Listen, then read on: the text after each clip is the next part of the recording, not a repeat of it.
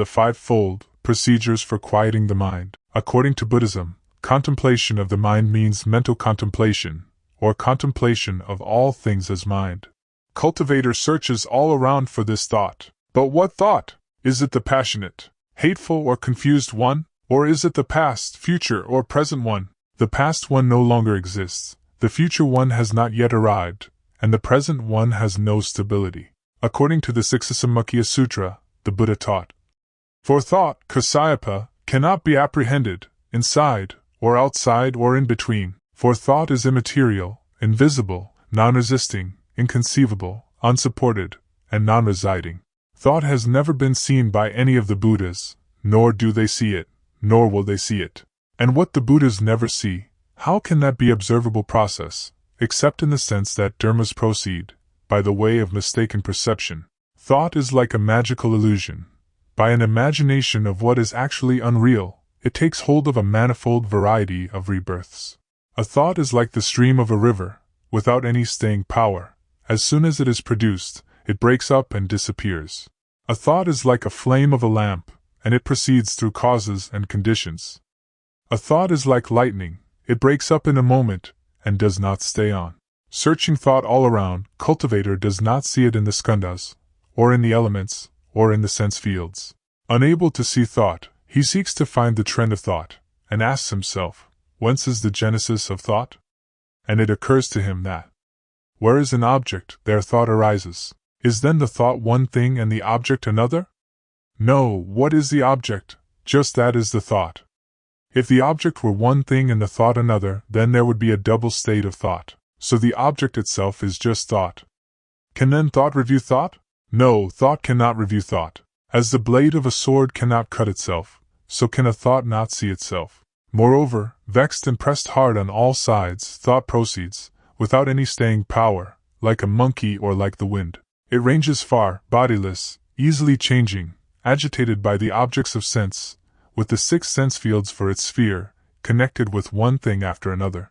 The stability of thought, its one-pointedness, its immobility, its undistraughtness, its one-pointed calm, its non-distraction, that is on the other hand, called mindfulness as to thought. In short, the contemplation of mind speaks to us of the importance of following, and studying our own mind, of being aware of arising thoughts in our mind, including lust, hatred, and delusion, which are the root causes of all wrongdoing. In the contemplation of mind, we know through mindfulness both the wholesome and unwholesome states of mind. We see them without attachment or aversion. This will help us understand the real function of our mind. Therefore, those who practice contemplation of mind constantly will be able to learn how to control the mind. Contemplation of mind also helps us realize that the so-called mind is only an ever-changing process consisting of changing mental factors, and that there is no abiding entity called ego or self. According to the Satipatthana Sutta, the Buddha taught about contemplation of mind as follows, and how bhikkhus, duyas a bhikkhu abide contemplating mind as mind. Here a bhikkhu understands mind affected by lust, as mind affected by lust, and mind unaffected by lust as mind unaffected by lust. He understands mind affected by hate as mind affected by hate, and mind unaffected by hate as mind unaffected by hate.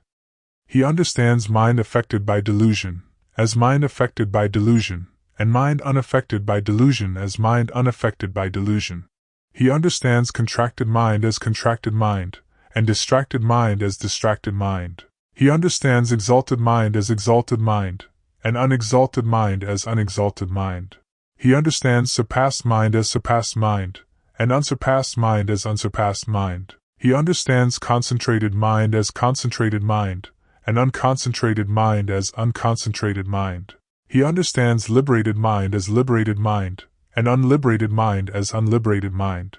In this way, he abides contemplating mind as mind internally, or he abides contemplating mind as mind externally, or he abides contemplating mind as mind both internally and externally, or else he abides contemplating in mind its arising factors, or he abides contemplating in mind its vanishing factors, or he abides contemplating in mind both its arising and vanishing factors, or else mindfulness that there is mind is simply established in him to the extent necessary for bare knowledge and mindfulness.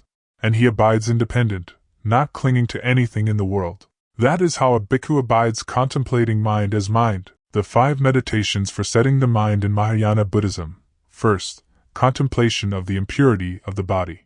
Meditation on impurity of the worldly life to adjust the mind, with regard to passion and avarice.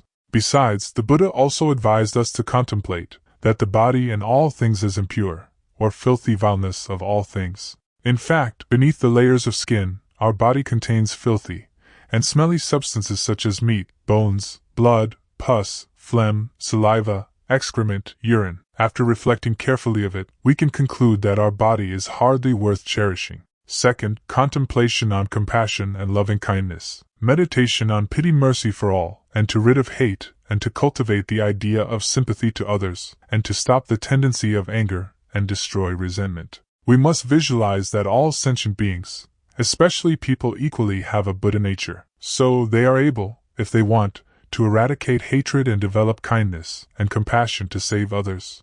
Third, contemplation on the 12 links of dependent origination or causality to rid of ignorance. Contemplation on cause and condition to see that all things in the world, either visible or invisible, are impermanent. They come into being through the process of conditions. Our body, after adulthood, grows older, debilitates and dies, while our mind is always changing, at times filled with anger or love, at times happy or sad. Fourth, meditation on diversity of realms, to see the difference of standpoints, and to get rid of selfish views. Contemplation on the relativity of the 18 realms aims at discerning the falsity of the union of the 18 realms of 6 sense organs, 6 objects, and 6 related alaya consciousnesses, so as to get rid of the ego attachment and the dharma attachment. Contemplation on all dharmas to obtain right discrimination and to rid of the self. Fifth, contemplation on counting breath, leading to concentration so as to rid of scattered, inattentive, distracted, unsettled, confused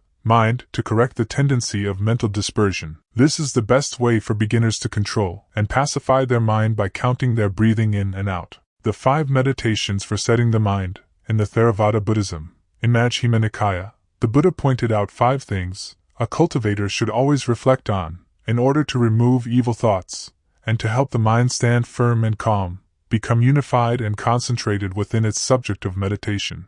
To accomplish these, that meditator is called the master of the paths, along which thoughts travel. He thinks the thought that he wants to think. He has cut off craving, and removed the fetter fully. Mastering pride, he has made an end of suffering. First, if through reflection on an object, evil, unwholesome thoughts associated with desire, hate and delusion arise in the meditator, in order to get rid of them, he should reflect of another object which is wholesome. Then the evil, unwholesome thoughts are removed, they disappear. By their removal the mind stands firm and becoming calm, unified and concentrated within his subject of meditation. Second, if the evil thoughts still arise in a meditator, who reflects on another object which is wholesome, he should consider the disadvantages of evil thoughts thus. Indeed, these thoughts of mine are unwholesome, blameworthy, and bring painful consequences. Then the evil, unwholesome thoughts are removed. They disappear. By their removal, the mind stands firm and becoming calm, unified and concentrated within his subject of meditation. Third, if the evil thoughts still arise in a meditator, who thinks over their disadvantages, he should pay no attention to, and not reflect on those evil thoughts. Then the evil thoughts are removed, they disappear. By their removal the mind stands firm, and becoming calm, unified and concentrated within his subject of meditation. Fourth, if the evil thoughts still arise in a meditator, who pays no attention to and does not reflect on evil thoughts, he should reflect on removing the roof of those thoughts. Fifth, if the evil thoughts still arise in a meditator, who reflects on the removal of their root, he should with clenched teeth, and tongue pressed against his palate restraint, overcome and control the evil mind with the good mind. Then the evil thoughts are removed, they disappear. By their removal the mind stands firm, and becoming calm, unified and concentrated within his subject of meditation.